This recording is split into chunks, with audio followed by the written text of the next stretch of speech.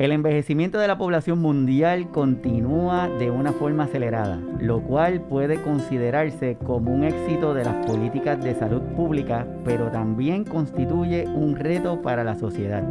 Es una realidad que muchos de nuestros adultos mayores acuden a múltiples proveedores de salud e incluso son presas de anuncios en los cuales la promesa de una mejor calidad de vida, una vida más plena, más saludable y, ¿por qué no?, le hará lucir más jóvenes.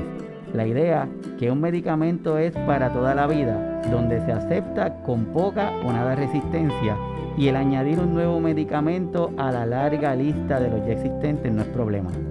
Pero donde se cuestiona el eliminar alguno de ellos es una situación que pone en riesgo la salud y la seguridad de las personas que los toma sin importar la edad que tengan. Es por ello que en el día de hoy nuestro signo vital se llama de prescripción. Este programa se llama Signos Vitales, tu podcast de salud. Mi nombre es Iván Rodríguez Colón, médico de familia, y como todos los sábados a las 11 de la mañana estamos transmitiendo desde las facilidades de Webnéticos Internet Studio en Guaynabo, Puerto Rico. Y para mí es un placer, es un honor, es un privilegio presentarle a nuestra invitada del día de hoy, la doctora Lucía Meilí García Carmona. Bienvenida, doctora. Muchas gracias, doctor. Estamos aquí con la doctora. Vamos a estar hablando de este tema que es tan importante. Así que hoy lo que tenemos es un banquete teniéndote aquí para hablar de este tema que queremos que tanto nuestros pacientes, nuestros familiares, nuestros cuidadores empiecen a hablar de esta nueva terminología y que vean cuán beneficioso puede ser para ellos. Así que dentro de la pandemia, doctora, ¿qué enseñanza te ha dado esta pandemia? Ha sido muchos momentos, ¿verdad?, de reto, no solo para mí, para todos. Sin embargo, ha sido una oportunidad de crecimiento, no solo a nivel personal, sino también a nivel profesional. Son momentos que nos enseñan a valorar las cosas sencillas, las cosas pequeñas, ¿verdad? Lo que es realmente importante, el tener la familia, el gozar de salud, el que nuestros familiares tengan salud, el tener trabajo. Es una bendición hoy en día y pues me siento más que agradecida porque he podido aprender muchas cosas nuevas sobre tecnología. He aprendido a reinventarme como todos los puertorriqueños, ¿verdad?, que nos caracterizamos por ser resilientes. Eso es una característica bien particular de cada puertorriqueño. Y pues he podido utilizar todas esas enseñanzas para continuar haciendo lo que me gusta, para continuar compartiendo con mi familia, para poder continuar sirviendo a la comunidad y poder continuar educando a las poblaciones, utilizando la tecnología y los medios que se nos facilitan en la actualidad. Es verdad lo que dice, doctora. Hoy día, en estos tiempos en donde yo digo que el coronavirus nos ha dado muchas cosas negativas o difíciles, o nos ha pasado por procesos de enseñanza bien complejos, pero a la misma vez ha hecho un brinco tecnológico increíble. Eso es así. Cosas que quizás no pensábamos que iban a suceder en un tiempo cortito. Este coronavirus ha provocado que se haya disparado increíblemente. Así que cosas malas, cosas buenas, Eso pero es todo así. es el proceso de enseñar, como dice nuestro gran amigo José Méndez Cruz, que dice: lo aceptamos, no lo cuestionamos, aprendemos y empezamos a evolucionar para poder seguir hacia adelante. Así que Eso yo es estoy así. seguro que las personas que nos están viendo van a aprovechar este programa. Doctora, ¿qué es un farmacéutico? ¿Cuál es la función de él? Bueno, me gustaría, antes de, ¿verdad?, de proceder, quisiera aprovechar para felicitar a todos los cuidadores en su mes. Gracias por su labor encomiable y por el amor que ponen en todo lo que hacen. Antes de contestar esa pregunta, me gustaría preguntarle algo a nuestro público. Y quisiera que aprovechen y comenten en la sección de comentarios. Usted escriba cuál de estas personas usted entiende que es un farmacéutico. Si usted entiende que el farmacéutico es la persona que está en la ilustración con la letra A, usted va a escribir en los comentarios la letra A. Si usted piensa que es la persona que está en el centro y la mascarilla no tiene nada que ver con el COVID, pues usted va a escribir la letra B. Si usted piensa que el farmacéutico es la ilustración de la extrema derecha, usted va a escribir la letra C. Si usted entiende que son todos, va a escribir la palabra todos. Y si usted entiende que ninguno es farmacéutico, usted va a escribir la palabra ninguno. Tenemos que Ileas dice, García dice que son todos, Miguel Wilfredo dice que son todos, Fernando está diciendo que son todos. Muy bien. Pues la realidad es que esa es la contestación correcta. Todos son farmacéuticos. El farmacéutico es el profesional de la salud más accesible en la comunidad y con amplios conocimientos sobre los medicamentos y sus usos. Es un profesional de la salud que en la actualidad se gradúa de un programa doctoral, que tiene las opciones de completar residencias y completar certificaciones en diferentes ramas de la medicina y del sistema de salud. Ha evolucionado de ser una profesión que en el pasado se enfocaba en la preparación y despacho de medicamentos, pero hoy en día se centra en el cuidado del paciente, ¿verdad? Lo que es la provisión de cuidado farmacéutico, el asegurarnos de que los medicamentos se empleen de la mejor manera, pero que se pueda contribuir a mejorar la calidad de vida de nuestros pacientes y que todo se lleve de una manera segura y efectiva. La profesión de farmacia, como pudimos ver en la ilustración, tiene diferentes escenarios. El más común es la farmacia de comunidad. Es por esto que usualmente las personas asocian el farmacéutico con la ilustración de la letra C, pero sabemos que está en diferentes escenarios, no solamente en la farmacia de comunidad, sino también en el sector hospitalario, en la academia, en las industrias, entre otros lugares y escenarios en donde podemos servir también, ¿verdad? Como misioneros y como servidores en nuestras comunidades y como educadores también. Estamos a su orden. Como vimos en la ilustración anterior, vemos a un farmacéutico, ¿verdad?, administrando vacunas, que es otro de los papeles o roles en donde el farmacéutico se desempeña. Y entonces le pregunto, ¿el vacunarse aumenta el riesgo de desarrollar Alzheimer? Si usted piensa que eso es cierto, va a escribir en los comentarios la palabra cierto. Si usted piensa que es falso, va a escribir la palabra falso en los comentarios. Muy bien, todos sabemos que la parte del Alzheimer es una condición neurodegenerativa, que uno de los factores de riesgo es la edad, no es lo único, es uno de los factores de riesgo. Tenemos varias, Sonia está diciendo que es falso, Miguel dice que es falso, Fernando dice que es falso, Ileas dice que es falso, Ariadne dice que es falso, Liliana dice que es falso. Yo creo que por unanimidad. Me encanta el público. Creo que ya terminé la conferencia, no puedo ir. Pues la realidad es que es falso, ¿verdad? Sino lo que ocurre es todo lo contrario. El vacunarse, hay un estudio que sugiere que adultos que se vacunaron contra difteria, tétano, polio e influenza tuvieron un riesgo menor de desarrollar la condición de Alzheimer que aquellos que no se vacunaron. Por otro lado, cuando se observa las poblaciones de edad avanzada en facilidades de cuidado extendido, se observó que aquellos pacientes que se le administraba la vacuna de influenza todos los años, se observaba una disminución en la muerte.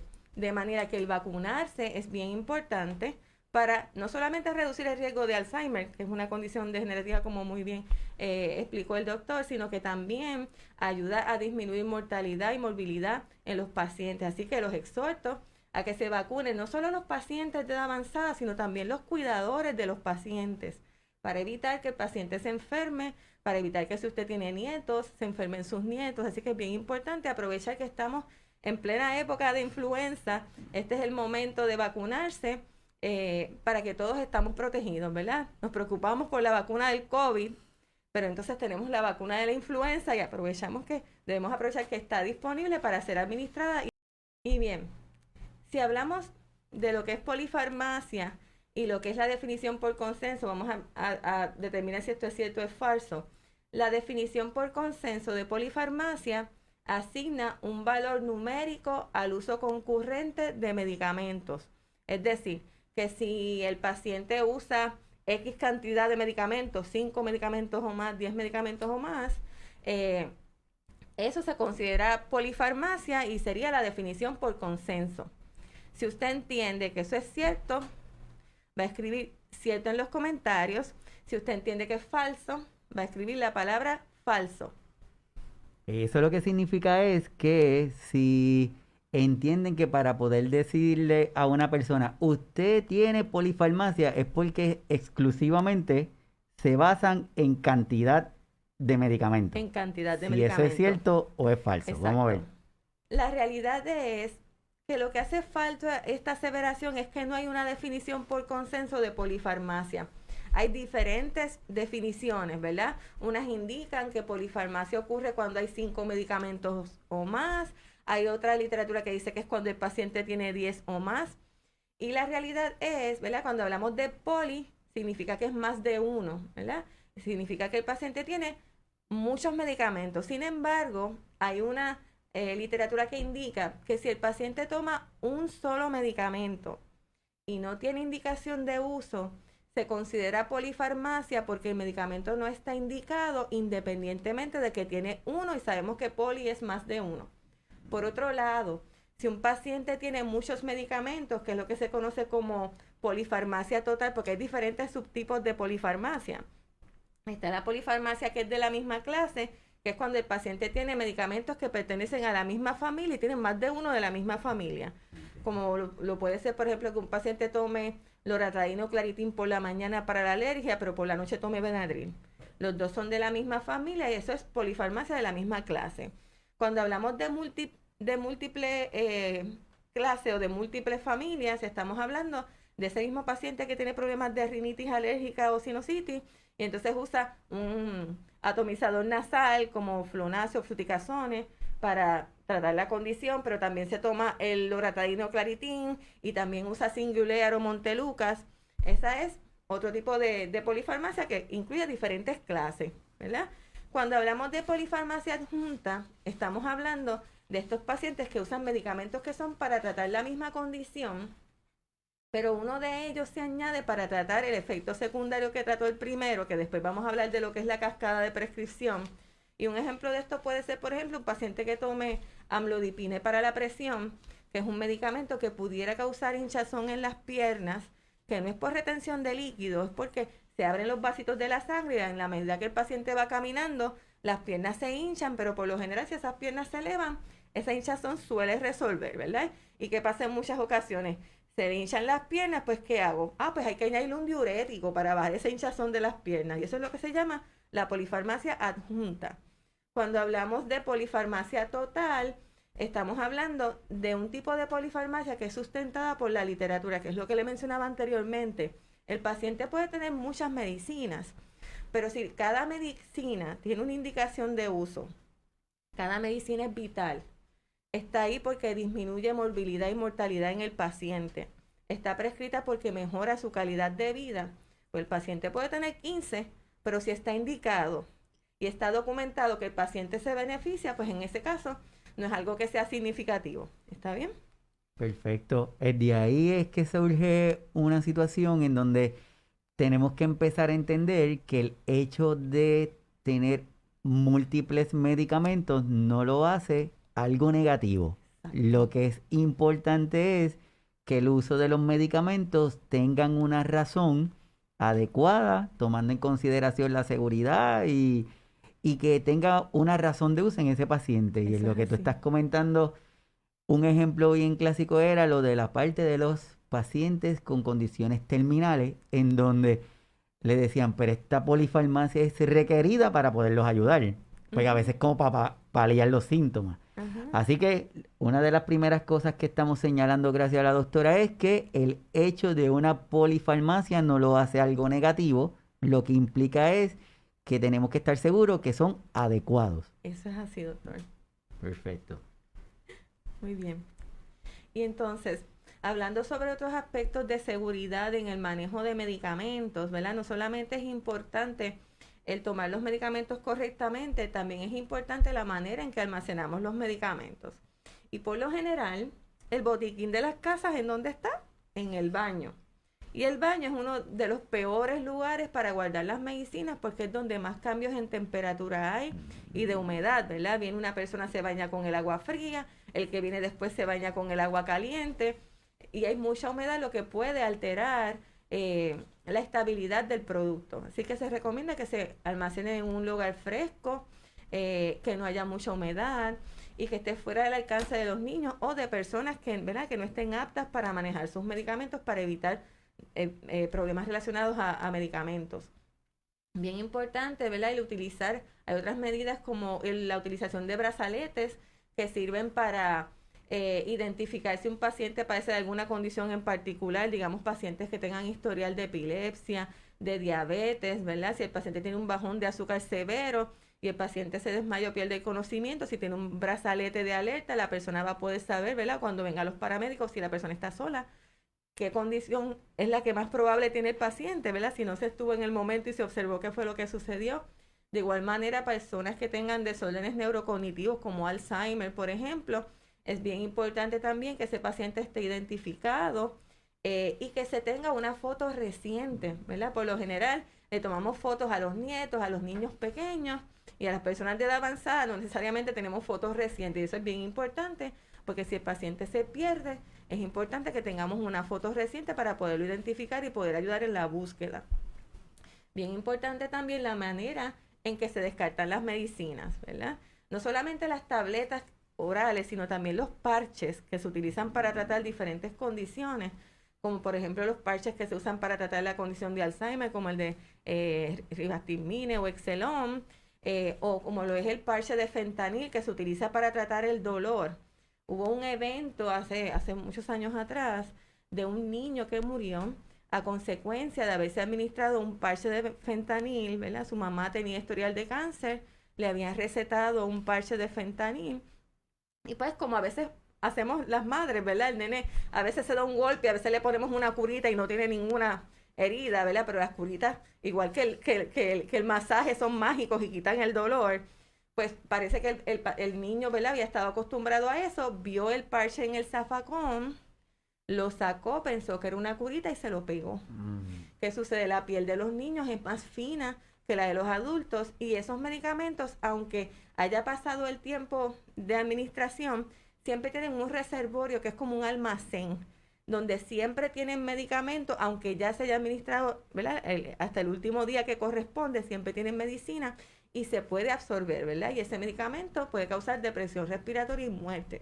Así que es bien importante que dispongamos de manera adecuada, no solo de las tabletas y los medicamentos orales, sino también los parches, ¿ok? Eso es bien importante. Hay algunas personas, ¿verdad?, que a medida que pasa la edad o si tienen algunas condiciones neurológicas, pudieran tener problemas para tragar, ¿verdad? O algún otro tipo de condición que promueva que la persona no pueda tragar de manera adecuada. Pues es bien importante que sepamos si ese paciente toma medicamentos o tabletas que no se puedan partir, triturar o cápsulas que no se puedan abrir, porque si hacemos eso y ese medicamento es de liberación sostenida o prolongada, si trituramos la tableta, entonces se va a liberar toda la medicina de una vez y el paciente puede tener efectos no deseados. Así que para evitar eso, siempre pregunte a su farmacéutico o a su médico para identificar si los medicamentos que el paciente está tomando en la actualidad se pueden abrir, triturar o si hay alguna otra alternativa terapéutica que se pueda utilizar en sustitución de esa que el paciente está utilizando. Algo que también es bien importante y quiero recalcar acá que pueden ver ahí es el número telefónico del Centro de Control de Envenenamiento, que es el 1-800-222-1222. Es fácil de aprender.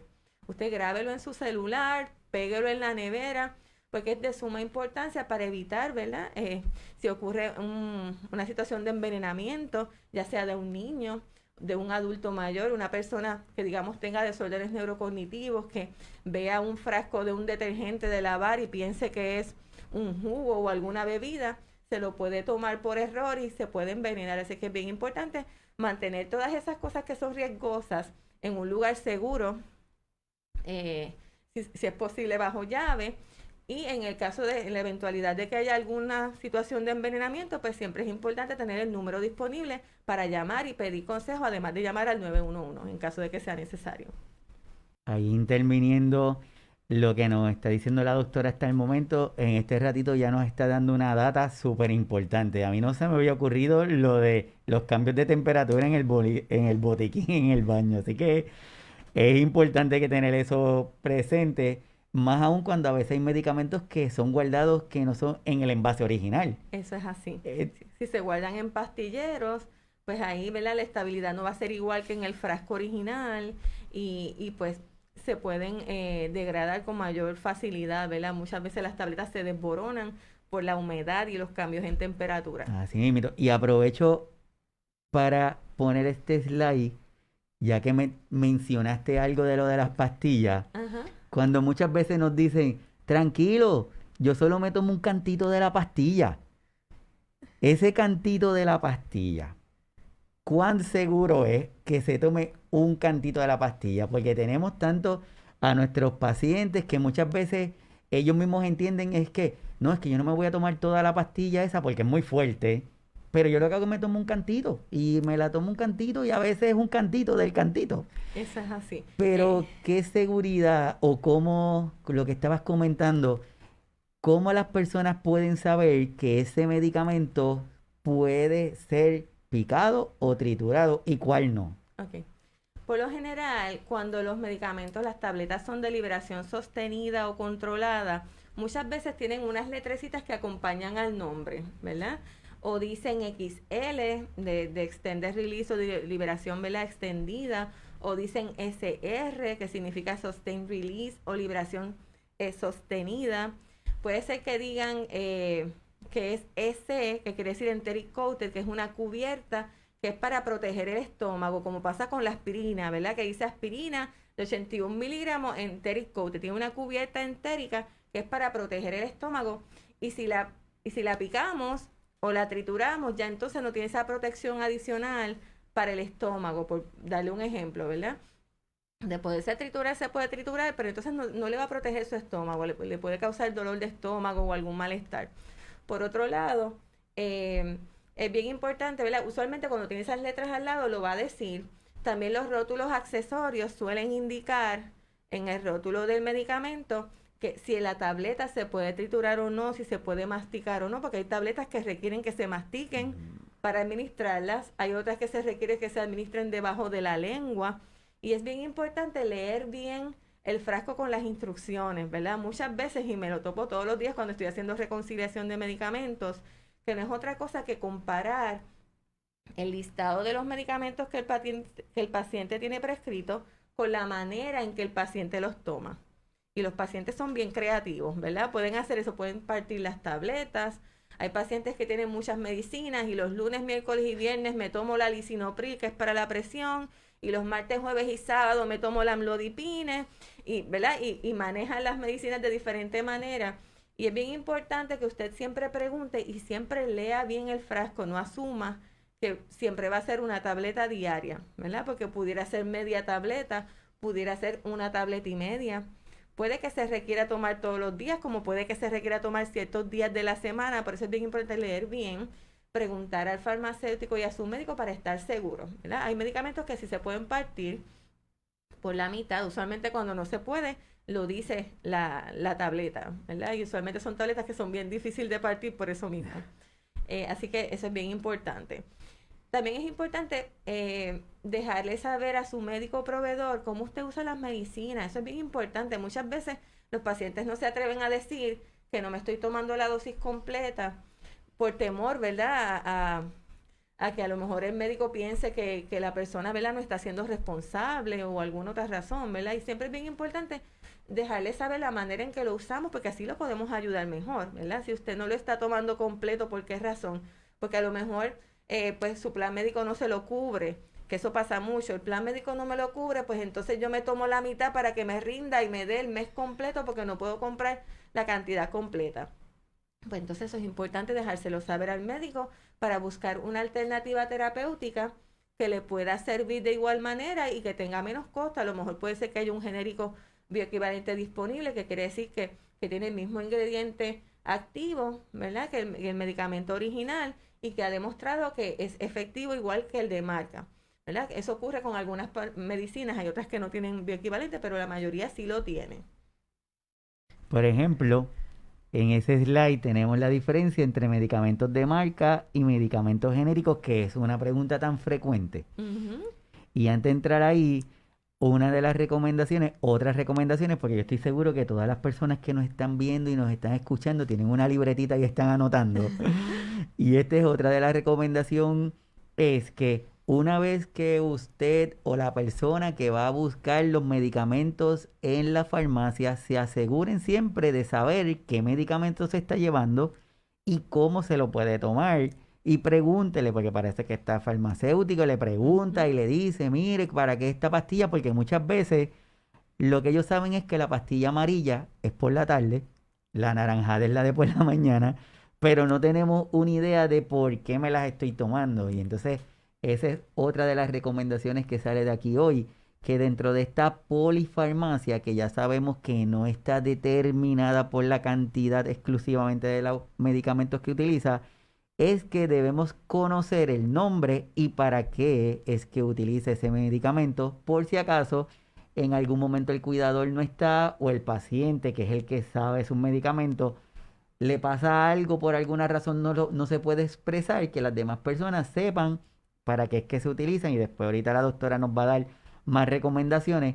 Pero volviendo a lo de un medicamento de marca y un medicamento genérico, Ujú. ¿cuán confiable es ese cambio? ¿Lo podemos hacer discriminadamente o qué debemos hacer? ¿Verdad? No todos los medicamentos tienen un genérico bioequivalente disponible, ¿verdad? Como por ejemplo lo es el Synthroid, que es un medicamento que se utiliza para tratar condiciones de hipotiroidismo, ¿verdad? La tiroides vaga. El levotirocino Synthroid, el Synthroid no tiene un genérico bioequivalente. ¿Qué quiere decir esto? No quiere decir que usted no puede usar un genérico. Lo que quiere decir es, en este caso en particular, que si el medicamento no tiene un genérico bioequivalente, que quiere decir que trabaja igual que el de marca, lo importante es que se sea consistente en qué genérico el paciente va a continuar usando. ¿Okay? No es que sean malos, es que si usted va a usar el de marca, debe ser el de marca siempre en ese medicamento en particular, ¿verdad? Y si va a ser el genérico, que sea el genérico de X compañía siempre, para evitar fluctuaciones en el efecto que va a tener el medicamento, ¿okay? Porque si de momento este mes lo compro de marca y el que viene lo compro genérico, entonces va a ser bien difícil ajustar la dosis que el paciente necesita, ¿verdad? En ese caso en particular.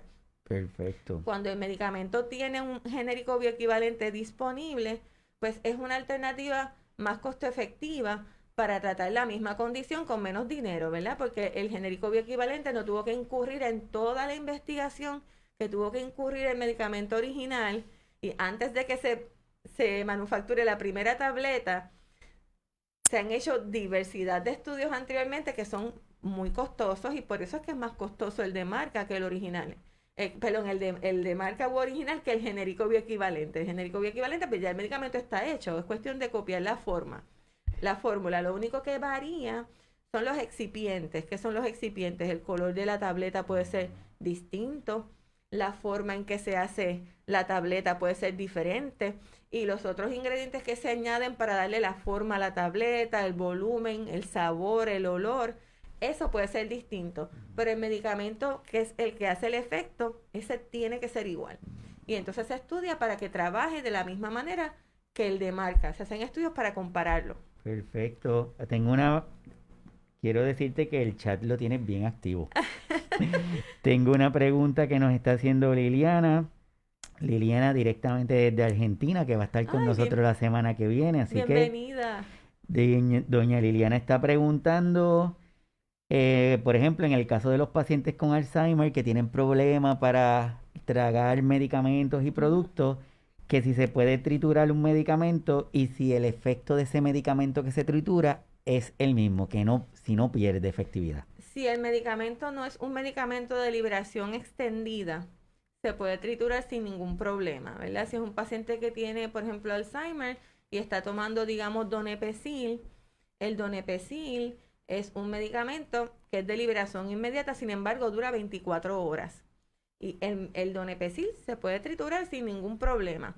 Pero si está usando galantamina de liberación extendida, pues ahí no, ¿ves?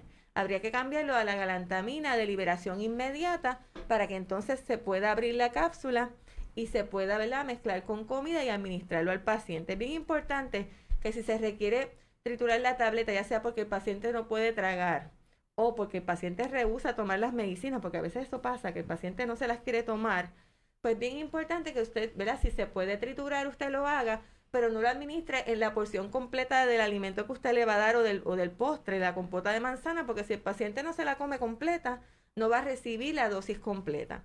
Así que lo aconsejable es que usted lo puede sí triturar, lo puede mezclar con una porción, digamos una cucharada del postre o de la compota de manzana. Primero le da sin el medicamento, porque eso le va a alterar el sabor. La primera se la da sin el medicamento y aprovecha la segunda, se la da rápido. Y así le sigue dando la comida o el postre para que el paciente lo consuma completo. ¿Verdad? Así que eso es una opción. Sí se puede triturar y sí se puede administrar siempre y cuando el medicamento no sea de liberación sostenida. Y hay que verificar si ese medicamento en particular se puede administrar con comida o no. Lo primero es ver que el medicamento se pueda triturar. Uh-huh. Segundo, si el paciente está teniendo dificultad para tragar, consultar con su médico sobre la posibilidad de cambiar la presentación del medicamento a uno que sea líquido, y en caso de que no existe esa posibilidad del cambio de presentación, pues entonces buscar la alternativa de un medicamento que se pueda triturar. Exacto, o que sea líquido, ¿verdad? O puede ser un parche, ¿verdad? Que se puede pegar en la espalda y así pues es más fácil la administración. Hay diferentes alternativas o métodos de administración que se pueden considerar para ayudar a que el paciente, ¿verdad?, se adhiera a su terapia. Otra cosa que puede causar con los genéricos bioequivalentes es que como muchas veces puede cambiar el color de la tableta o la forma. Si tenemos pacientes, ¿verdad?, que tengan condiciones neuropsiquiátricas, o pacientes que tengan condiciones neurodegenerativas como Alzheimer, muchas veces les da paranoia y tienen estos síntomas de que me quieren hacer daño, de que me quieren envenenar.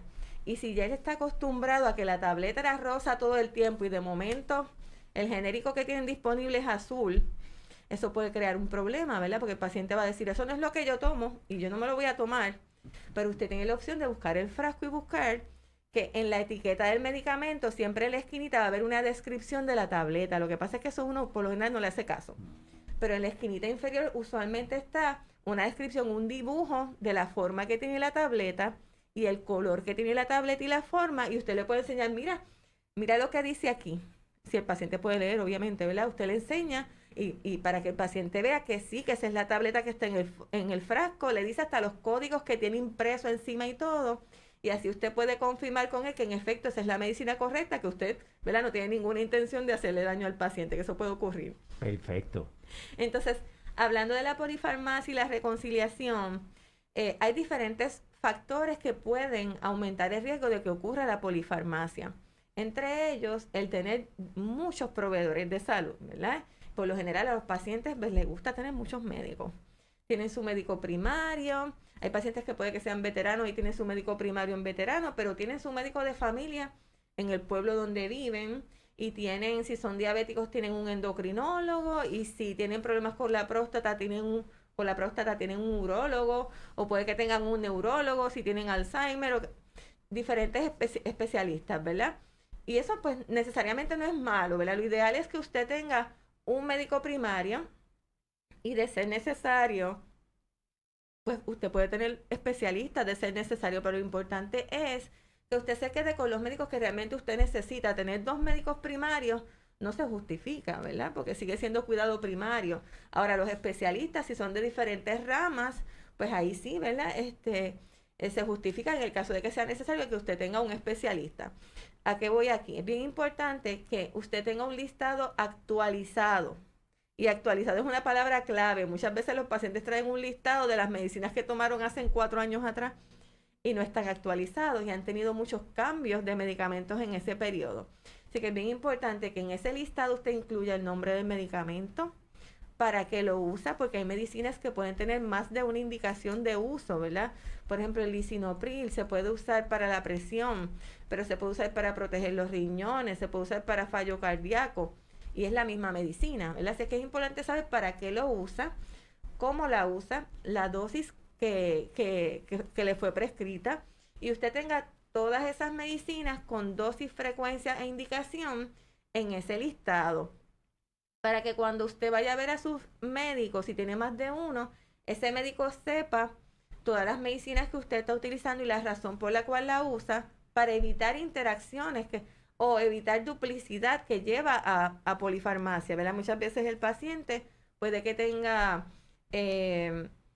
lisinopril de un médico y entonces el otro médico le recetó Prinibil, por ejemplo, que es la misma medicina. Y el paciente puede que piense que sea distinto porque en un frasco dice un nombre, pero en el otro frasco dice otro y piensa que son dos medicinas distintas cuando es lo mismo. Así que es bien importante ese listado actualizado, que los familiares sepan que toman, ¿verdad? Sus padres, sus hijos, hasta su esposo. ¿Por qué? Porque en momentos de desastre, como ocurrió con María, como ocurrió con los terremotos, ¿verdad? En el área sur, hubo farmacias que se desplomaron y hubo un grupo, ¿verdad?, de profesionales de la salud que fuimos al sur a intentar ayudar y muchas veces no podíamos ayudar como quisiéramos porque, ¿verdad?, los pacientes no saben cómo se llaman sus medicinas ni para qué son y no podíamos llamar a la farmacia en algunos casos para averiguar qué estaba tomando porque la farmacia se desplomó. O como pasa en los huracanes, se va la luz, se caen los sistemas y no hay manera de uno buscar. Así que por eso es importante que usted lo guarde en el celular, le tome una foto, lo suba a la nube y lo tenga impreso y lo guarde en una bolsa sellada que si se moja no se dañe la información y usted lo tenga disponible, no solo el paciente, sino también el familiar, porque en situaciones de desastre las personas se pueden, ¿verdad? Se pueden poner histéricas, le pueden dar ataques de pánico y muchas veces no pueden funcionar ni decir que están tomando aunque lo sepan, ¿verdad? O pueden tener un accidente, Dios no lo quiere, y no pueden verbalizar qué es lo que usa. Así que es importante que la familia sepa qué es lo que usan los miembros de su núcleo familiar particularmente y que usan, si tiene familiares que viven en centros de cuidado extendido como, ¿verdad?, hogares sustitutos, nursing homes, también es importante que sepan, por si acaso, ¿verdad?, en la eventualidad ocurriera algo así, que esperemos no tener más ninguna situación como las que hemos vivido en el pasado. ¿Qué otra situación promueve el que haya polifarmacia? El que el paciente tenga cambios de escenario de cuidado. Un paciente vaya a sala de emergencia y se admita y luego va a intensivo y después pasa al piso de medicina y luego se va de alta en el área ambulatoria. Hay diferentes medicamentos que se van a usar en esos diferentes estadios que el paciente ha estado y muchas veces cuando el paciente se va de alta, después no sabe qué medicinas son las que va a usar. Pues voy a tomar las que tenía antes de que me hospitalizaran, voy a tener las que me dan nuevas y en ocasiones se las toman ambas, en ocasiones no se toman ninguna porque se confunden y eso es bien importante. En todos esos procesos hay que revisar esas medicinas y asegurarnos de que el paciente lo que está usando es lo que necesita y preguntar cómo lo usa. Muchas veces cuando hago la reconciliación y le pregunto al paciente cómo usted está tomando el medicamento, pues como está ahí en la computadora y cuando verifico, en ocasiones hay tabletas que hay que partir y tal medicamento, ¿cómo usted lo usa? Pues una diaria y las instituciones dicen media tableta, por ejemplo, ¿verdad? O se lo toma si es necesario, ¿verdad? O simplemente no lo está usando. Y es importante saber porque si usted no lo está usando y cuando va a ver al médico la presión está alta y usted no dice que no lo está usando, ¿qué va a hacer el médico? Le va a añadir otra medicina o le va a subir la dosis. Y cuando usted se lo toma, entonces puede tener reacciones no deseadas.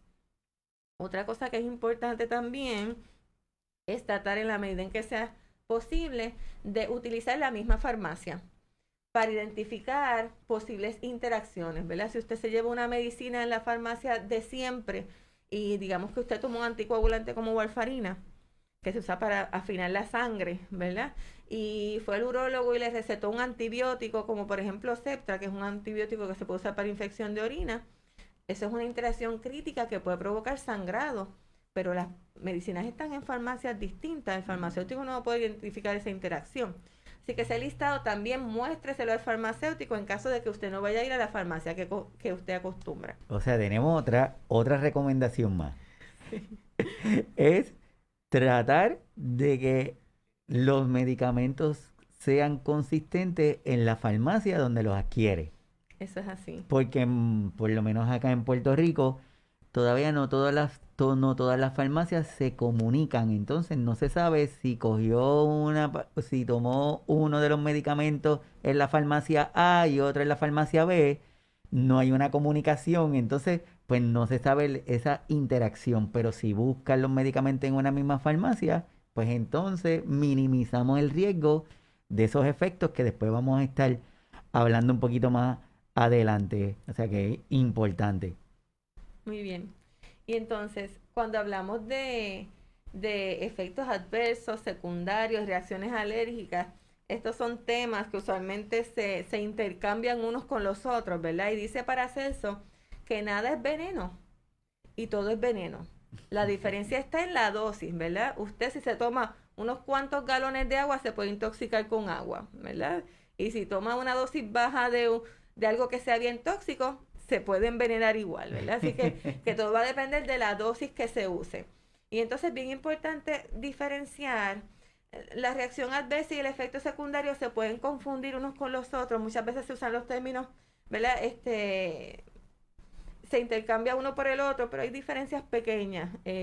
Cuando hablamos de reacción adversa, es un efecto no deseado que se observa en las dosis usuales de un medicamento, pero que lleva a unos síntomas que pudieran ser, por ejemplo, problemas con el hígado, problemas con el riñón, en el caso de medicamentos que pueden causar malformaciones congénitas, ¿verdad? Que el bebé nazca con alguna, ¿verdad? Anomalía, pues eso se consideran reacciones adversas, ¿verdad? Cuando hablamos de efecto secundario, es un efecto que es extensión de lo que el medicamento hace. Por ejemplo, si el paciente toma un medicamento para la ansiedad y le da sueño, es como una extensión de ese efecto. O que tome un diurético y esté orinando todo el tiempo y se deshidrate a consecuencia de la extensión del efecto del medicamento. Pero se utilizan uno por el otro. A mí no me preocupa tanto que intercambien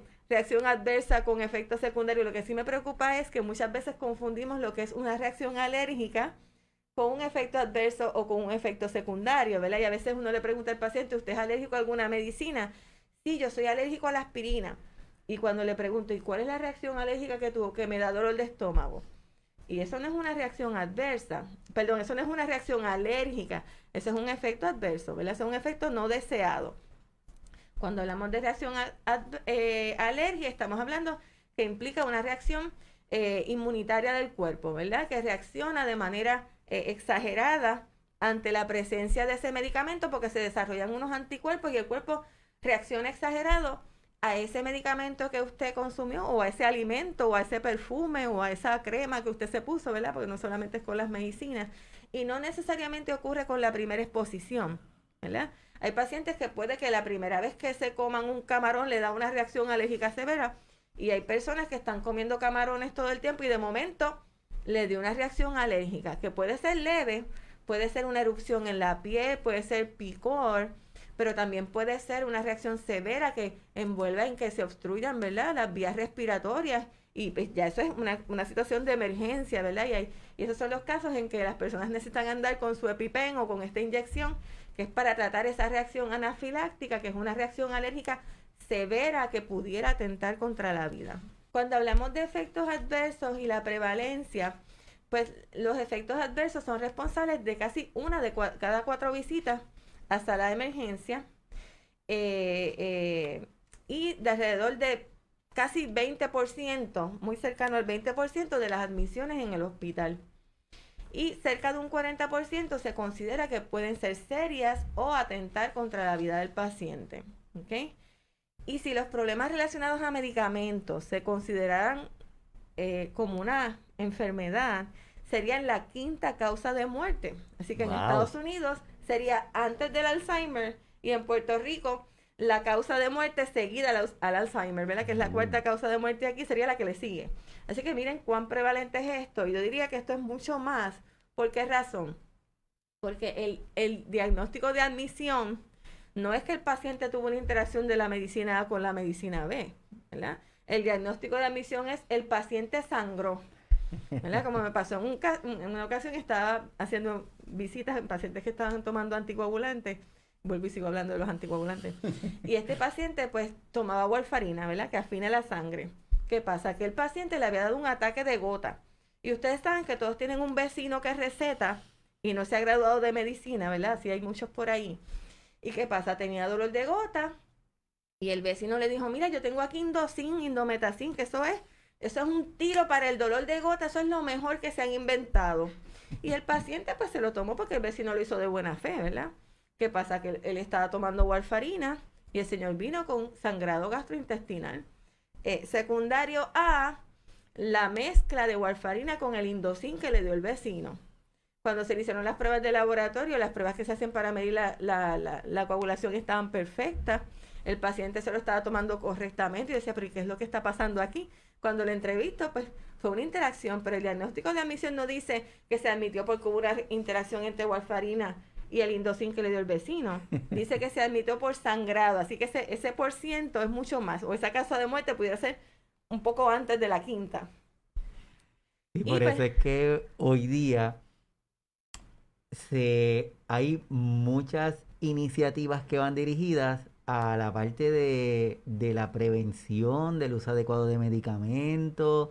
Están dirigidas a tratar de ayudar a los cuidadores, a los pacientes, a los familiares, todas las personas que están envueltas en el cuidado del paciente para tratar de evitar este tipo de situación. Pero quiero puntualizar en dos cosas que has utilizado bastante frecuente, que es actualizar. Esa palabra, yo creo que todos los que estamos tomando nota, porque yo estoy tomando nota, todos los que estamos tomando nota, es importante como que la tengamos, porque son detallitos que aparenta ser bien bobos, pero son muy significativos. Por ejemplo, lo que dijiste de la toma de la foto, actualizar la foto del paciente es vital. ¿Cuántas veces tenemos a pacientitos que se han desaparecido y lo que aparece es una foto cuando eran jóvenes que no tenían condición? Entonces, o el paciente pesaba 190 libras y ahora el paciente pesa 120. Y no pesa tenemos el 130. actualizado. Y es vital. Esa es una. La segunda, el listado de medicamentos actualizado. Y ahí subrayamos listado de medicamentos, pero que tengan la dosis de la pastilla y la frecuencia, porque muchas veces tenemos una lista de medicamentos en donde aparecen los nombres de las pastillas, pero no tenemos la cantidad de miligramos ni las veces que se toman y viene y quizás el cuidador primario ese día no pudo ir a la consulta, envió al hijo y el hijo dice, bueno, yo no sé, eso fue lo que me dieron, yo no sé si se lo toma, si no se lo toma. Así que esas dos cositas, actualizado, es una palabra importante que está utilizando la doctora, así que actualizar la información. Eso es así. ¿Y qué situaciones están relacionadas a la polifarmacia? Pues ya mencionamos pobre adherencia de medicamentos, y adherencia y cumplimiento no es lo mismo. Cumplimiento es simplemente seguir las instrucciones que me dijo el médico, me voy a tomar una tableta diaria. Adherencia envuelve que el paciente sabe para qué está usando ese medicamento, ¿verdad? Y lo hace con el propósito de mejorar, ¿verdad?, su calidad de vida y con un compromiso de hacer lo que debe por lo que lo debe hacer, no porque sí, ¿verdad? Ok, voy a pedirte que le des rewind. Sí. Y vuelvas y digas eso porque es esencial. Que sepamos, anoten, la diferencia entre adherencia y cumplimiento. Sí, cumplimiento es cuando el paciente simplemente sigue las instrucciones que dice el frasco. Me voy a tomar una aspirina todos los días, pero no sé por qué me la voy a tomar, ni para qué, ni por qué es importante. Y eso es bien importante, ¿verdad? Porque el tomarme una aspirina de 81 miligramos todos los días, si está indicada, me va a evitar complicaciones a largo plazo. Y eso va a promover que el paciente se adhiera a la terapia porque sabe cuál es el beneficio de tomarlo. Y cuando eso ocurre, ahí estamos hablando de adherencia, ¿verdad? Que no es simplemente seguir unas instrucciones porque me dijeron que me lo tenía que tomar. Y eso va de la mano de algo que vamos a hablar más adelante, que es, después que hablemos de la cascada de prescripción, vamos a hablar entonces de, déjeme saltarlo y después voy a ir acá. Después que hablemos de la cascada de prescripción, vamos a hablar también de qué cosas pueden promover que haya adherencia a la terapia y qué cosas no. Lo vamos a mencionar más adelante. Perfecto. Vamos. Y digo, la adherencia. Muchas veces creemos que el cumplir de tomarme la pastilla es tener un buen tratamiento y seguir el tratamiento recomendado. Y por eso es que a nosotros nos gusta hablar de adherencia, porque la adherencia incluye el que usted cumple con la toma de los medicamentos, pero ahí está la dieta. Ahí están los factores, ¿verdad? Que es importante, los factores que hay que modificar, ¿verdad? Como menciona el doctor, la nutrición, la actividad física, entre otras cosas, el dormir bien, que también es muy importante. Y entonces, ¿qué es la cascada de prescripción? La cascada de prescripción no es otra cosa que tratar un síntoma nuevo como si fuera una enfermedad, sin auscultar primero si ese síntoma nuevo es un efecto no deseado del medicamento que se comenzó hace un tiempo atrás, ¿verdad? Y por darle un ejemplo, el metformin, ¿verdad? Puerto Rico es uno de los países con la prevalencia más alta de diabetes en el mundo, ¿verdad? Diabetes tipo 2. Y metformin es un medicamento que se prescribe con muchísima frecuencia, ¿verdad? Uno de los efectos adversos más común que puede ocurrir con el metformin es diarrea, ¿verdad? Y malestar estomacal. Es el efecto adverso más común. Pero a largo plazo, el metformin puede disminuir los niveles de vitamina B12. Y niveles bajos de vitamina B12 me pueden llevar a anemia por deficiencia de vitamina B12, que es hemoglobina, ¿verdad? Que baja la hemoglobina. Me puede ocurrir también que el paciente tenga problemas de memoria por deficiencia en la vitamina B12. Así que es bien importante que si el paciente lleva tomando vitamina B12 por mucho tiempo, hay que hacer niveles de vitamina B12 para ver cómo están y si están bajitos, entonces suplementar al paciente con vitamina B12. Sí que eso es bien importante. Otra cosa que puede ocurrir con los medicamentos, por ejemplo, que se usan para tratar Alzheimer, es que como son medicamentos que son colinérgicos, lo que es colinérgico afloja. Puede causar goteo nasal, puede causar salivación, puede causar incontinencia urinaria, ¿verdad? Que el paciente no le dé tiempo a ir al baño cuando tiene deseo de orinar, que el paciente le dé diarrea, ¿verdad? Y muchas veces pasa que se aumenta la dosis del medicamento y a veces el familiar me dice, ay, ahora el paciente está peor porque antes podía ir al baño y ahora se está evacuando encima. Y piensan que el paciente está peor. Y no es que el paciente está peor. Es que está teniendo un efecto adverso al aumento en dosis que se hizo hace 2 semanas o está teniendo un efecto adverso a la adición de este medicamento que es nuevo. Así que siempre que ocurra un efecto nuevo en el paciente, es importante primero ver, se empezó un medicamento hace poco, hubo un cambio en dosis recientemente del medicamento y si ese es el caso, entonces es importante, ¿verdad? Siempre que usted vea un efecto adverso, verificar eso primero y siempre consultarlo con el proveedor de salud para ver si se puede cambiar ese medicamento por otro, si se puede reducir la dosis o si se puede cambiar la formulación para que ese medicamento se vaya liberando poco a poco y minimizar esos efectos adversos antes de añadir, por ejemplo, un loperamide para la diarrea que me puede causar problemas cardíacos con el uso prolongado. ¿Está bien? Muchas veces pensamos, y lo había mencionado anteriormente el doctor, ¿verdad? Sobre los productos naturales, esos anuncios que salen los domingos por la mañana, que estos productos maravillosos que usted se va a poner 10 años más joven con tomárselo, le va a curar la diabetes, le va a hacer curar Alzheimer, hacen lo que no hacen los medicamentos aprobados por la FDA hoy en día, hacen esos productos que anuncian en esos programas. Pues bien importante que sepamos que porque algo sea natural no quiere decir que sea inocuo y que no va a causar ningún efecto adverso, ¿verdad? Podemos tener interacciones significativas y críticas entre productos naturales y medicamentos que se recetan. Por mencionarle un ejemplo, el St. John's Wort es un producto herbal que tiene efectos similares al de los antidepresivos como por ejemplo el sertraline, que se utiliza para tratar depresión. Trabaja similar. ¿Qué sucede? Que si un paciente ha tenido trasplante de órganos, ¿verdad? Y empieza a tomar este medicamento, este producto herbario, perdón, este producto herbal puede aumentar la eliminación de algunos medicamentos que se usan para evitar el rechazo de un trasplante de órgano, como lo es la ciclosporina, por ejemplo, y el tacrolimus. Entonces, si bajan los niveles de la medicina, que me va a ayudar a que yo no rechace ese órgano, después de toda la odisea que hay que pasar para tener un trasplante de órgano, sería más que lamentable que haya un rechazo porque me estoy tomando este producto que me dijo el vecino que me lo tomara para que me sintiera con mejor estado de ánimo. Así que usted siempre consulte con el profesional de la salud primero antes de usar cualquier producto natural.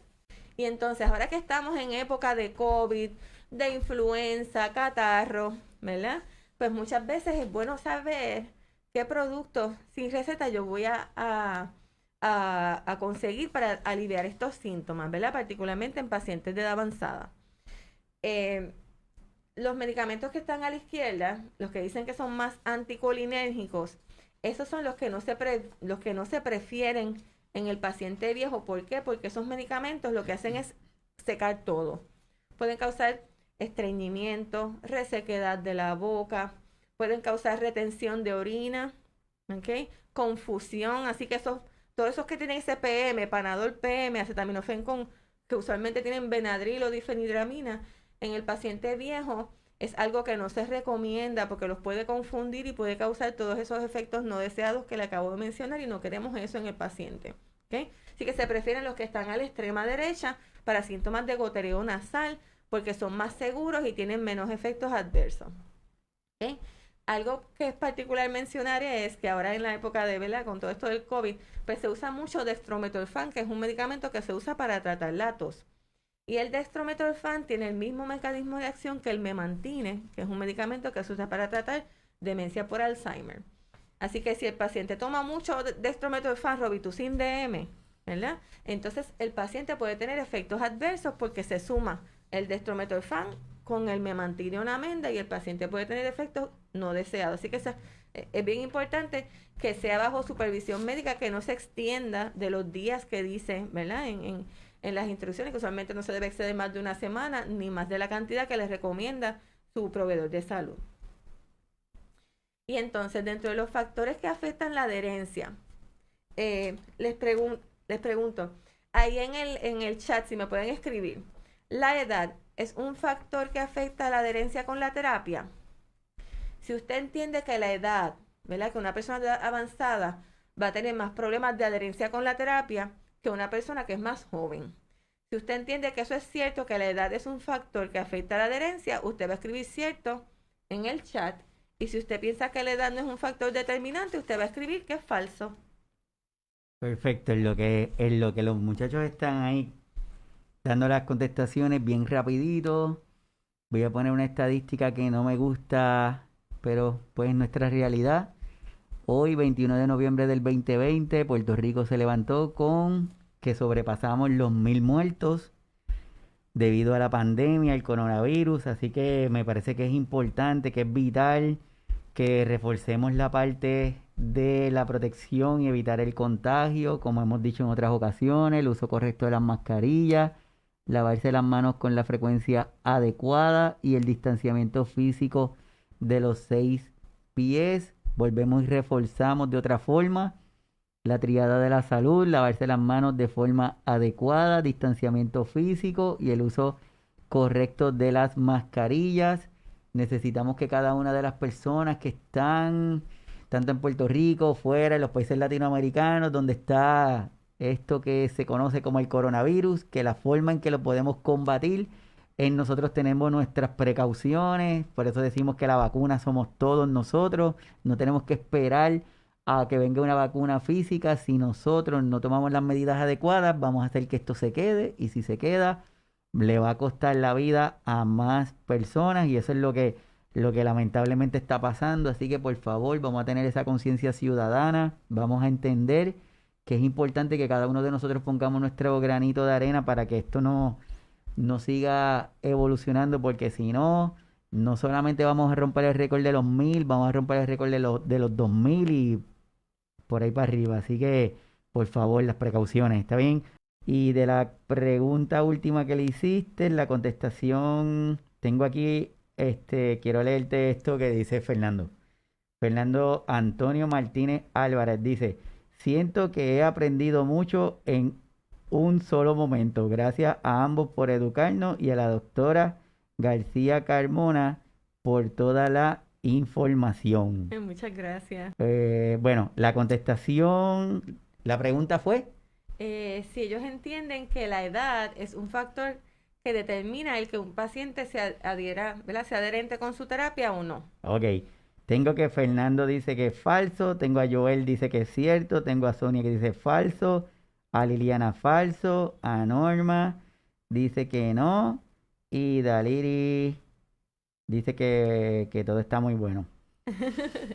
Muy bien, pues en este caso, pues la realidad es que la edad por sí sola no es un factor que aumente, ¿verdad? La probabilidad de que un paciente no sea adherente con su terapia. La realidad es que la edad por sí sola no. Lo que sí aumenta el riesgo, ¿verdad? De problemas de adherencia es que la persona tenga, ¿verdad? Si la persona tiene un desorden neurocognitivo, ¿verdad? Pues eso pudiera aumentar el riesgo de que no haya adherencia con la terapia, pero no es por la edad, es porque tiene un desorden neurocognitivo, ¿ves? Ok. Que el paciente tenga, digamos, artritis severa y viva solo y no pueda abrir los frascos, eso es un factor que determina que no pueda tomarse sus medicinas, ¿verdad? Por otro lado, la cantidad de medicinas, mientras mayor es el número de medicamentos que el paciente tome y mientras más complejo es el régimen de medicamentos, mayor es la probabilidad de que el paciente no pueda mostrar adherencia con su terapia, ¿ok? Por otro lado, la indicación o la creencia que el paciente tenga de para qué es ese medicamento y qué beneficio le puede causar, puede afectar la adherencia con la terapia. Por mencionarle algunos ejemplos, ¿verdad? Habíamos hablado las prioridades del paciente versus las prioridades del proveedor. El decirle a un paciente que se debe tomar una estatina como simvastatin para el colesterol porque yo quiero que el colesterol malo sea menos de 70 o porque la guía dice que tiene que estar en una estatina de alta intensidad, que tiene que ser de las fuertes, pues al paciente probablemente no le va a hacer ninguna diferencia porque es algo que probablemente no entiende. Pero si el paciente sabe que si se toma esa estatina, ese simvastatin, ese atorvastatin, y eso me va a ayudar a evitar que yo tenga un derrame cerebral o apoplejía, ¿verdad? Que si eso ocurre, ¿verdad? Se obstruyen los vasos en el cerebro y usted puede perder, ¿verdad? La capacidad para hablar, de caminar, ser independiente. Y eso pues no va a dejar que usted pueda ir a la graduación de su nieto menor. Pues eso tiene una diferencia, ¿verdad? Y eso significa algo en la vida del paciente. Y entonces es importante enlazar para qué es el medicamento y qué es lo que es importante para ese paciente. Porque si para ese paciente es importante su familia, es importante que yo quiero ir a su graduación de 4º año y mi nieto tiene 6 años, pero yo quiero vivir saludable y quiero estar estable para poder llegar hasta ese momento, pues eso va a ayudar a que el paciente se adhiera a su terapia. Por otro lado, es importante saber cuándo empiezan a actuar los medicamentos, como por ejemplo los antidepresivos, como por ejemplo algunos medicamentos que se utilizan para el dolor como gabapentin, que también se puede usar para convulsiones. Son medicamentos que pueden demorar hasta 2 semanas en lo que uno empieza a ver los efectos. Y si el paciente no sabe eso, se va a tomar la primera tableta y que va a decir, ese medicamento a mí no me funciona, no me está haciendo nada, yo sigo con el mismo dolor, yo no lo voy a tomar. Pero si el paciente sabe que va a demorar en lo que empieza a ver los efectos, pues ya el paciente está prevenido y sabe que tengo que ser consistente para poder ver una diferencia en mi terapia. ¿Okay? Hay algunos medicamentos que se consideran potencialmente inapropiados de acuerdo al criterio de Beers. De aquí voy a mencionar quizás los más comunes, como el omeprazole, que se usa para el estómago. Ese medicamento pues puede aumentar el riesgo de diarreas infecciosas y aumentar el riesgo de fracturas. Así que si se va a usar es porque está indicado. Y es importante que no se pueden descontinuar de súbito, porque entonces el paciente va a tener más acidez que antes de empezarlo a usar. Otros medicamentos considerados potencialmente inapropiados de acuerdo al criterio de Beers, y esto que ustedes ven aquí es el listado del criterio de Beers. Son un sinnúmero de medicamentos, pero yo les estoy mencionando quizás los más comunes. Ahí están también las benzodiazepinas, como el temazepam o Restoril, ¿verdad? O diazepam o Valium, por ejemplo, que pueden causar confusión, aumentar riesgo de caídas y fracturas en personas de edad avanzada. ¿Okay?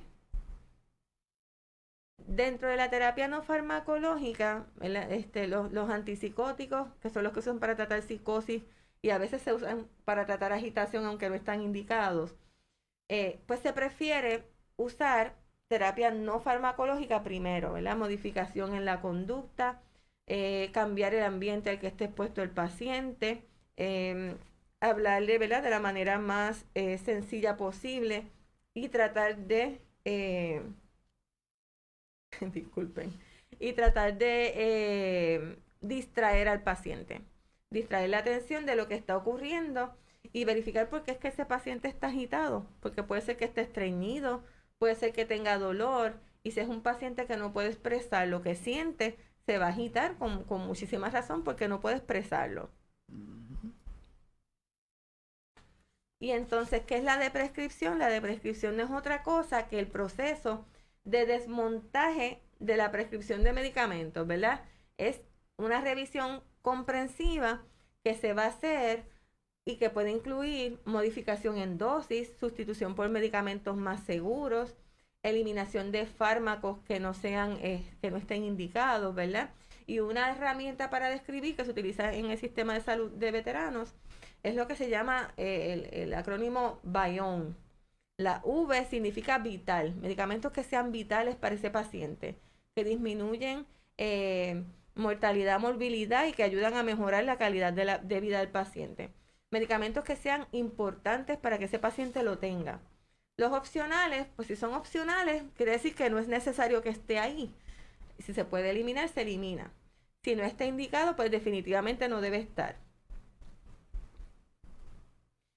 Bien importante mantenernos conectados y atender, ¿verdad?, nuestras condiciones crónicas de manera virtual en estos días, ¿verdad? No podemos descuidar nuestras condiciones crónicas porque entonces eso aumenta el riesgo de complicaciones. Y que la familia se mantenga conectado también con esos pacientes. Aquí les estoy mostrando una ilustración de áreas, lo que se llaman las zonas azules, que son áreas en donde habitan personas longevas, saludables, ¿verdad? Como por ejemplo en Loma Linda, California. Si ven la ilustración arriba, el doctor Wareham es un cirujano cardiotoráxico que practica la religión adventista, vive en California, murió a los 104 años y estuvo hasta los 90 y pico de años supervisando cirugía en un hospital, ¿verdad? ¿Habrá hecho algo bien ese señor? Y todas estas poblaciones tienen algo particular que ellas comparten en común. Las religiones son distintas, ¿verdad? Allá en Japón probablemente sean budistas o practiquen otra religión. El doctor Wareham es adventista, pero hay personas, ¿verdad? En Costa Rica probablemente la mayoría van a ser católicos. Diferentes religiones. O sea que aquí lo importante es la espiritualidad, no necesariamente una religión en particular. Y que todos practican vida saludable y que es común, porque unos son vegetarianos o veganos. El doctor Wareham era vegano, pero tenemos acá otros que comen carne. El doctor Wareham no tomaba alcohol, pero estas personas aquí toman vino, ¿verdad? Así que entonces, ¿qué es lo que hay en común entre todos ellos? Lo que hay en común entre todos ellos es que la familia es lo más importante, que tienen un propósito de vida, que tienen una dieta basada en plantas, ¿verdad? Que siempre hay vegetales verdes en ese plato. Aunque coman carne o no coman carne, hay vegetales en ese plato. Que utilizan mucho las legumbres, ¿verdad? Que en Puerto Rico le decimos a las legumbres granos. Cuando no son granos, ¿verdad? Le llamamos granos a las habichuelas. Y realmente son legumbres. Así que ellos consumen mucho eso. Se mantienen activos socialmente. Así que ahora en esta pandemia que estamos, ¿verdad?, encerrados, es bien importante mantenernos activos socialmente, aunque sea de manera virtual, aunque sea con una llamada telefónica. Y bien importante que ninguno fuma. Así que otro estímulo para que no se fume. Y esta persona que está aquí es puertorriqueño. No vive en una zona azul, pero es una persona, don Víctor, yo tengo que mencionarlo, ¿verdad? La hija y el paciente me dieron permiso para hacerlo. Este señor que usted ve ahí tiene 96 años, todas las mañanas se levanta a hacer ejercicio en su bicicleta estacionaria, se toma un jugo verde todas las mañanas, cultiva sus bonsai, siembra plátano, él mismo hace los tostones del plátano que sembró y se mantiene activo socialmente todo el tiempo. Así que eso es bien importante, que no es solamente las medicinas, es tener estilos de vida lo más saludable que se pueda, ¿verdad? Y en la medida en que sea posible, pues empezar por una cosita, porque a todos se nos hace difícil, ¿verdad? Mantener una dieta saludable todo el tiempo no es fácil, pero si la mayor parte del tiempo sí lo hacemos, si la mayor parte del tiempo estamos activos, pues eso nos va a ayudar en adición a las medicinas. Muy bien. Y los dejo con este pensamiento. Nadie se hace viejo simplemente por vivir un número de años.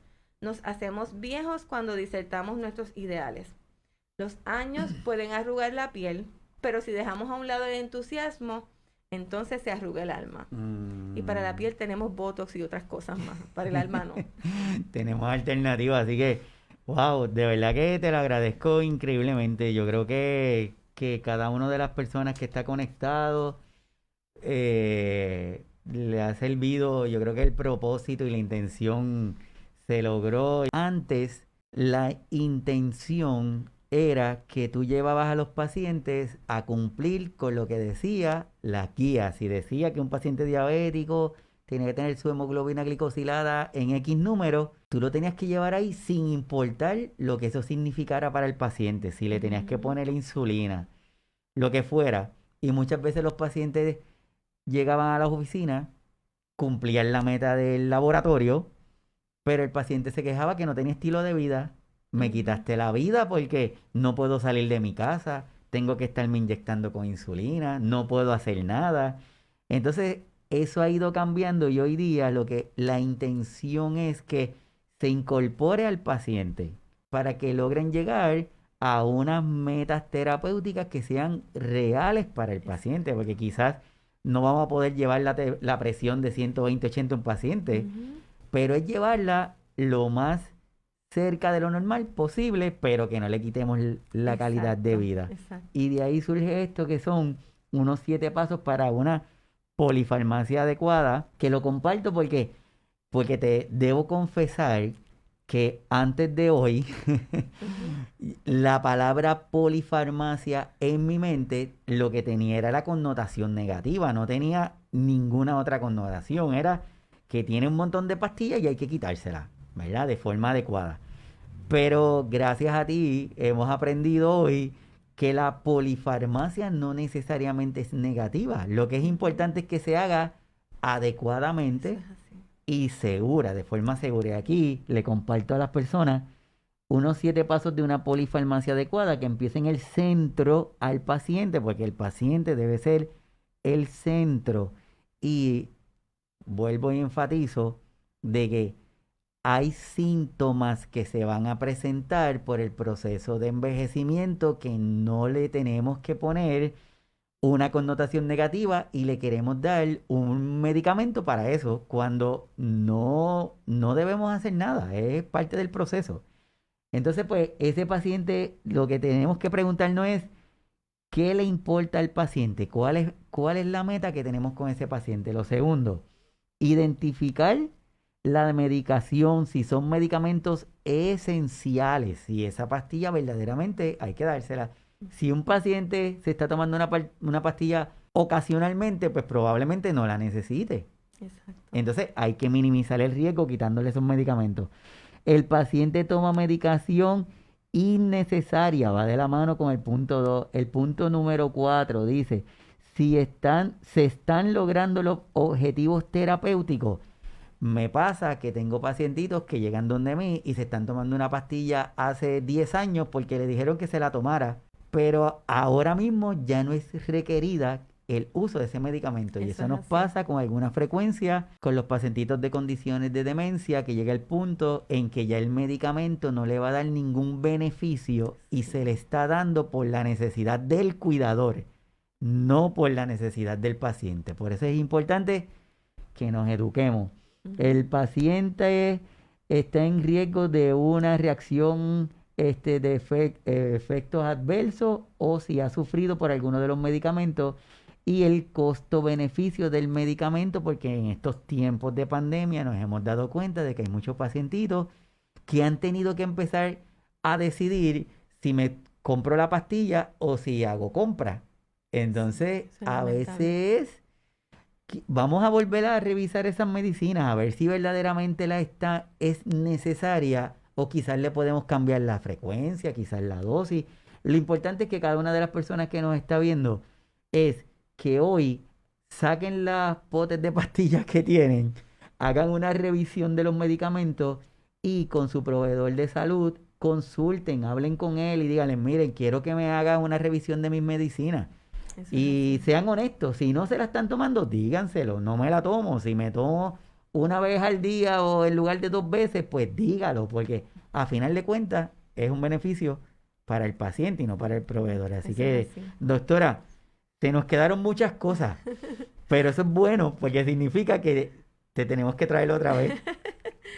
Así que a modo de resumen de todas las personas que nos están viendo, todas las personas que están conectadas, que te digo que están súper activas, a esas personas que van a estar viendo el programa después, que lo van a estar escuchando en los podcasts, a esas personas, esa última recomendación que le podemos dar, ¿cuál sería? Sí, bien importante, ¿verdad? Que se comuniquen con su proveedor de salud, ¿verdad? Que cuando se haga esa reconciliación de medicamentos, que no solo nos enfoquemos en los medicamentos recetados, hay que incluir ahí los productos naturales, los productos que se consiguen sin receta, si usted toma algún té, todo eso es bien importante para tomar decisiones en cuanto a la terapia.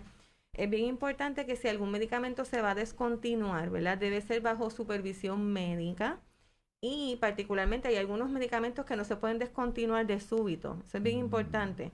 Medicamentos, así sea para Alzheimer o demencia en una etapa terminal, es bien importante que si se van a descontinuar sea poco a poco, ¿verdad? De la misma manera que se empiezan a subir las dosis poco a poco, también se descontinúan poco a poco porque si se descontinúa abruptamente, el paciente se puede exacerbar su condición, ¿verdad? Se pueden empeorar los síntomas y entonces en ocasiones hay que volverlos a comenzar. Y si se descontinúa poco a poco, nos evitamos ese problema, ¿verdad? Algunos medicamentos para la presión tampoco se pueden descontinuar de súbito, como esos que terminan en LOL, metoprolol, atenolol. Hay que descontinuarlos poco a poco, ¿verdad? Y otros tipos de medicamentos. Así que es bien importante, ¿verdad? Esa comunicación efectiva entre el paciente familiar y su cuidador con su proveedor de salud, ¿verdad? Y que los proveedores de salud trabajemos en conjunto, ¿verdad? Porque somos un equipo y el farmacéutico puede ayudar en ese proceso de reconciliación, ¿verdad? Y otros profesionales de la salud también pueden ayudar. Y si todos trabajamos al unísono, ¿verdad? Por el beneficio del paciente, pues vamos a obtener mejores resultados, siempre tomando en consideración que el paciente es el centro de atención, ¿verdad? Es por la razón por la que estamos trabajando y que se debe tomar en consideración cuáles son las expectativas de ese paciente, cuáles son sus metas y qué es lo que es importante para el paciente.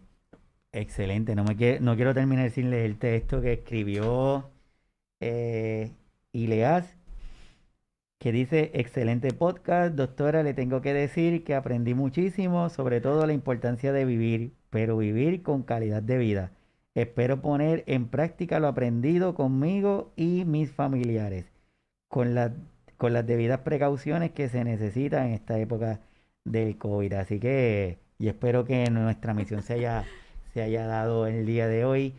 Así que, nada, mi gente, esperamos haber logrado nuestra misión de educar mientras despertamos la inquietud en ustedes en buscar información sobre este nuevo signo vital que se llama deprescripción.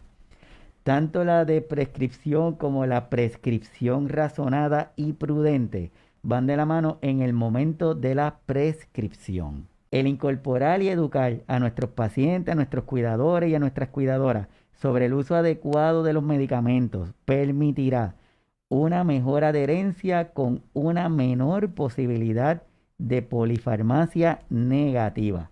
Además, permitirá un tratamiento más humano y adaptado a la realidad y las necesidades del paciente, con lo cual minimizamos la presencia de efectos adversos, mayor dependencia y con ello un mayor deterioro cognitivo, entre otros aspectos.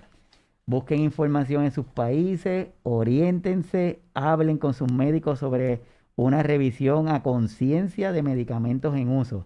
Acepten una deprescripción sistemática y adecuada. Promuevan una convivencia sana e inclusiva con sus familiares. Nuevamente, agradezco a la doctora Lucía Maylí García Carmona Muchas gracias por la oportunidad, doctor. el habernos acompañado en la mañana de hoy, esperando que no sea la última.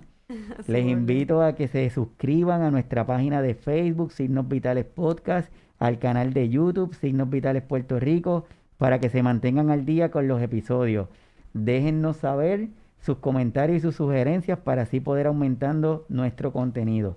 Mi nombre es Iván Rodríguez Colón, soy médico de familia y desde aquí, desde la isla de Puerto Rico, siempre es un placer y un honor y un privilegio para mí el que saquen de su tiempo y estén aquí con cada uno de nosotros. Así que nada, esperamos que sigamos educando y ayudando a todas las personas, que se cuiden, por favor. Vamos a darle duro a esto del COVID para tratar de que no sigamos rompiendo récord, que no queremos este tipo de récord. Así que, doctora, gracias. Muchísimas gracias al público por su participación y su tiempo valioso. Muchas bendiciones. Hasta luego. Hasta el próximo sábado.